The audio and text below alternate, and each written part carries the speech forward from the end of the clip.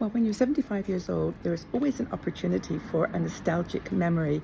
And I'm in Alpenzell today, just having a visit to this beautiful town. It's medieval, gorgeous buildings, really lovely. But they're having a car exhibition of some kind of vintage car show.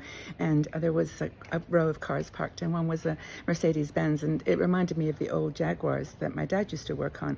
And I'll tell you the story because it's kind of really typical of how, things that happen in your childhood just stay with you forever and have such significance. So when I was little, I was born in England, but we moved to Canada when I was 8, and we moved up to Northern Ontario, a place called North Bay. And my dad, having just come out of the war 8 years ago, he was just really struggling getting back into the world, and he was a mechanic. That was he had done in the army. He was an engineer, and so he started the job fixing cars, repairing old cars. And at that time, like back in 56 or whatever, they weren't old cars, they were current cars. But he was a magician. He was a car whisperer. And at lunchtime he would bring the cars home, and the ones he was working on, and a lot of Jaguars and Morgans and these really beautiful old cars. And he'd have lunch, and the kids, we'd all get to jump in the cars when we were home, and just look around and touch all the buttons, and no seat belts, of course.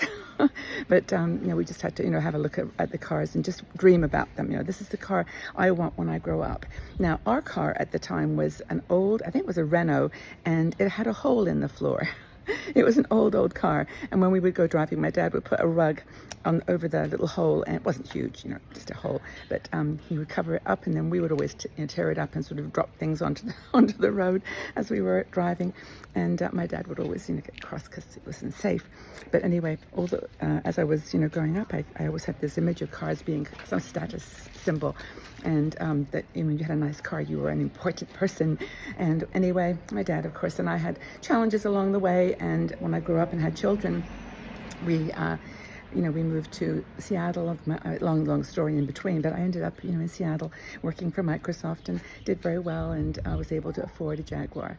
And I had a XKR, beautiful black car, and every time I got in it, I thought of my dad, and I thought about our little Renault, and I thought about how for him, how he struggled, and how, that time period was so hard for lots of men and women, but how the car, and my dad, of course, had passed away, and I didn't have a chance to say, hey, Dad, I was able to buy a Jaguar, and I don't know why that touches me so much, but anyway, it's all changed now. I don't have a car at all. I don't drive in Switzerland, but it was a moment, and it was an important moment for sort of who I was as a young person. Sorry for the light, it's a bit glary today, but anyway, just wanted to share that. It's kind of an important message for all of you who are thinking, that you want to do better than your family. You want to be more, more wealthy or more, well off, but what's most important is that you're happy.